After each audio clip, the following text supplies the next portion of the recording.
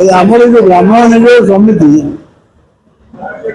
ଏବଂ ସବୁଠାରୁ ବଡ଼ ସେବାୟତ ସଂସ୍ଥା ଭୁବନେଶ୍ୱର ତାର ମୁଁ ସଭାପତି ମୋ ନାଁ ଭାଗୀରଥୀ ମହାସ୍ୱାର। ସଭାପତିତ୍ୱରେ ଏଇଟା ମୋର ଦ୍ୱିତୀୟ ଟର୍ମ। ପ୍ରଥମେ 7 ବର୍ଷ ରହି ଚାଲିଛି, ଏବେ ଦ୍ୱିତୀୟ ବର୍ଷ ଚାଲିଛି।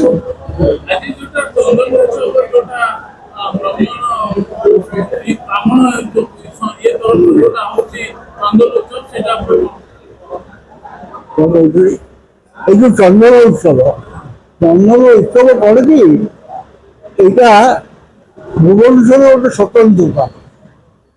ଲିଙ୍ଗରାଜଙ୍କ ଯେତେବେଳେ ଚନ୍ଦନ ଉତ୍ସବ ସରେ ବିଭିନ୍ନ ଗୋଷ୍ଠୀ ବିଭିନ୍ନ ଅନୁଷ୍ଠାନ ବିଭିନ୍ନ ସେବାୟତ ମାନେ ତାଙ୍କର ଏଇ ପ୍ରକାର ଉତ୍ସବ କରାଯାଏ। ଆମର ଏ ଉତ୍ସବଟା ସର୍ବପୁରାତନ ଆଉ ସବୁଠୁ ବ୍ୟାପକ।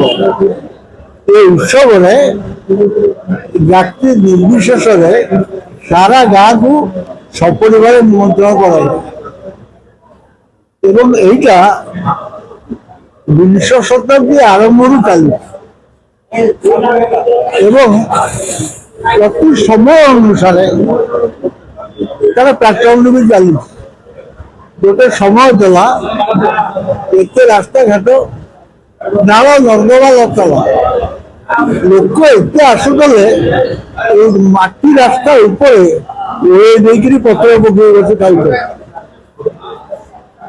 ବର୍ତ୍ତମାନ ସେଥିପାଇଁ ହଲ୍ ତିଆରି ହେଲା, ଛାତ ତିଆରି ହେଲା, ରାସ୍ତାଘାଟ ବଦଳିଗଲା, ସଜା ହେଲା ଏବଂ ଏହା ଦେହରେ ସଙ୍ଗୀତ ହୁଏ।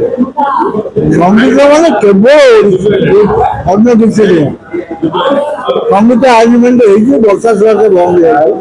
ବର୍ଷା ଛାଡ଼ିଗଲେ ଏ ଦୋଳ ଟିକେ ଆରମ୍ଭ ହବ। ତାପରେ ବର୍ଷ ସାରା ଗ୍ରାମବାସୀ ଏକୁ ଅପେକ୍ଷା କରିଥାନ୍ତି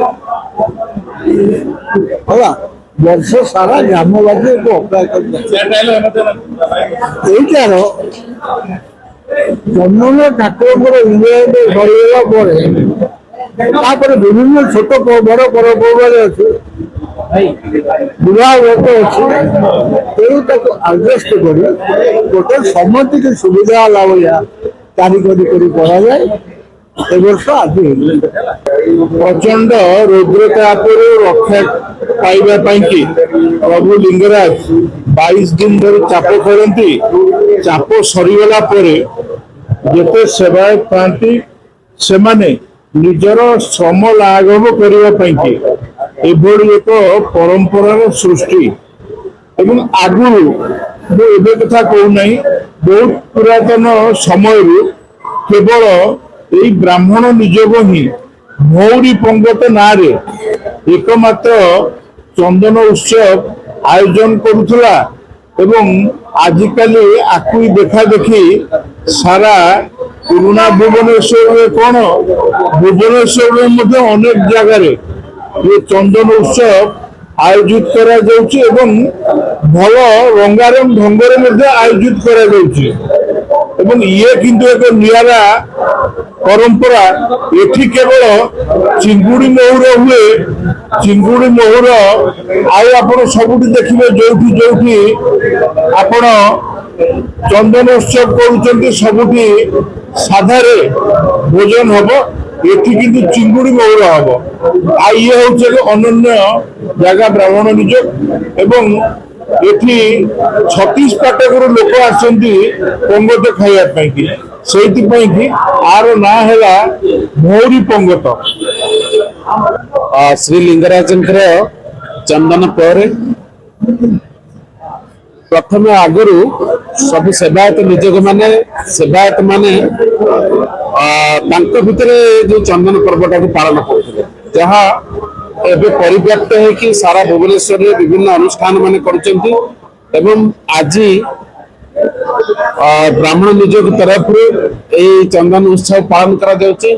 आम पाखरे ब्राह्मण निजोगर सभापति जने विशिष्ट स्तंभकार शिक्षाविद साहित्यिक भागीरथी महास्वार महोदय उपस्थित अच्छा ଏବଂ ବିରଞ୍ଚି ପ୍ରତି ଶ୍ରୀଯୁକ୍ତ ବିରଞ୍ଚି ପ୍ରତି ସମ୍ପାଦକ ମଧ୍ୟ ଏ ଅନୁଷ୍ଠାନର ସମ୍ପାଦକ ଦାୟିତ୍ୱ ଏବଂ ସମସ୍ତ କାର୍ଯ୍ୟକର୍ତ୍ତା ମାନେ ଏଠି ଦାଶରଥୀ ଗରାଡଠୁ ଆରମ୍ଭ କରି ଅନ୍ୟାନ୍ୟ ସମସ୍ତ ସେବାୟତ ମାନେ ଉପସ୍ଥିତ ଅଛନ୍ତି, ନିଯୋଗର କାର୍ଯ୍ୟକର୍ତ୍ତା ମାନେ ଉପସ୍ଥିତ ଅଛନ୍ତି ଏବଂ ଇଏ ହଉଛି ଗୋଟେ ଭାଇଚାରାର ପର୍ବ। ଏଥିରେ ଆମ ଭିତରେ ଗୋଟେ ଭାଇଚାରା ସୃଷ୍ଟି ହୁଏ, ଗୋଟେ ଆଧ୍ୟାତ୍ମିକ ପରିବେଶ ସୃଷ୍ଟି ହୁଏ ଏବଂ ଭଗବାନଙ୍କ ପ୍ରତି ଗୋଟେ ସମର୍ପଣ ଭାବ ସୃଷ୍ଟି ହୁଏ। ତେଣୁ ଆଜି କପାଳୀଙ୍କର ସୁନ୍ଦର ବେଶ ହେଇଛି, ମା କପାଳୀଙ୍କର ଦର୍ଶନ ମଧ୍ୟ ହେଲା। ଆଜିର ଚନ୍ଦନ ଉତ୍ସବ ମଧ୍ୟ କପାଳୀଙ୍କ ପାଖରେ ସମର୍ପିତ ହେଇଛି। ଏଠି ଆମର ବନ୍ଧୁ ଅମିୟ ଦାସ ଅଛନ୍ତି, ସେଠି ଆମର କର୍ପୋରେଟର ଅଛନ୍ତି ଜୁନୁ ଭାଇ, ବାବୁଲି ଭାଇ ଆମର ଜଣେ ବରିଷ୍ଠ ଏକାମ୍ର ବରିଷ୍ଠ ନାଗରିକ ସଂଘର ସମ୍ପାଦକ ଯୋଉ ଆଡଭାଇଜର ଏବଂ ପୂର୍ବତନ କର୍ପୋରେଟର, ବିଶେଷ କରି ସିଏ ମଧ୍ୟ ଗୋଟେ ନିଯୋଗର କାର୍ଯ୍ୟକର୍ତ୍ତା ଏବଂ ମଳୟ ମହାପାତ୍ର ଅଛନ୍ତି ଆମର କର୍ପୋରେଟର, ଆଉ ଧୀରେନ ଭାଇ ଏକାମ୍ର ବରିଷ୍ଠ ନାଗରିକ ସଂଘର ଧୀରେନ ପଟ୍ଟନାୟକ ଅଛନ୍ତି ସମ୍ପାଦକ।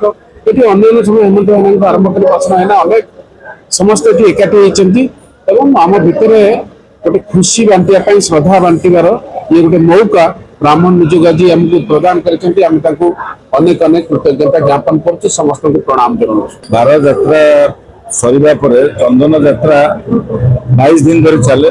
22 ଦିନ ଧରି ଚନ୍ଦନ ଯାତ୍ରା ସରିବା ପରେ ଆମର ବ୍ରାହ୍ମଣ ନିଯୋଗ, ବଡୁ ନିଯୋଗ, ପୂଜାପଣ୍ଡା ନିଯୋଗ, ସମର୍ଥା ନିଯୋଗ ପୂର୍ବରୁ ମହାପ୍ରଭୁଙ୍କ ଯାନି ଯାତ୍ରା ସହିତ এই ଚନ୍ଦନ ଉତ୍ସବକୁ ପାଳନ କରି ଆସୁଥିଲେ ପୁରାତନ କାଳରୁ। କିନ୍ତୁ ଆଜି এই ଚନ୍ଦନ ଉତ୍ସବ ଆଜି ବ୍ରାହ୍ମଣ ନିଯୋଗର ଆୟୋଜନ କରାଯାଇଛି। এই ପୁରୁଣା ନିଯୋଗ, ତେଣୁ ଏହାର ସମସ୍ତ କର୍ମକର୍ତ୍ତା, ସଭାପତି, ସମ୍ପାଦକ ସମସ୍ତଙ୍କୁ ମୁଁ ଧନ୍ୟବାଦ ଦେଉଛି ଏ ପରମ୍ପରାକୁ ବଜାୟ ରଖିଥିବାରୁ।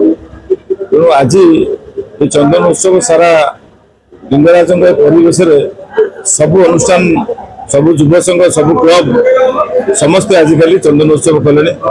ତେଣୁ ଏକ ନିଆରା ପର୍ବ, ଭାଇଚାରା ପ୍ରତିଷ୍ଠା କରିବା ପାଇଁ ପୁରୁଣା ଭୁବନେଶ୍ୱର ଅଞ୍ଚଳରୁ ମହାପ୍ରଭୁଙ୍କ ଯାତ୍ରା ଆରମ୍ଭ ହୋଇ ସମସ୍ତେ ଆଜି ନିଯୋଗର ସବୁ କର୍ମକର୍ତ୍ତା, ସମସ୍ତ ସଭ୍ୟମାନେ ଚନ୍ଦନ ଭଳି ମା କପାଳୀଙ୍କୁ ଦର୍ଶନ କରି ଆଜି ସମସ୍ତେ ଭୋଜି ଭାତରେ ଖୁସି ମନାନ୍ତି।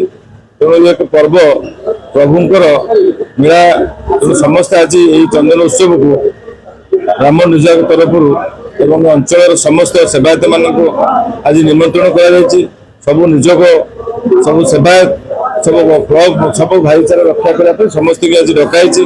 ସମସ୍ତେ ଆସୁଛନ୍ତି। ତେଣୁ ଏକ ନିଆରା ପର୍ବ, ସମସ୍ତେ ଏହାକୁ ପାଳନ କରୁଛନ୍ତି।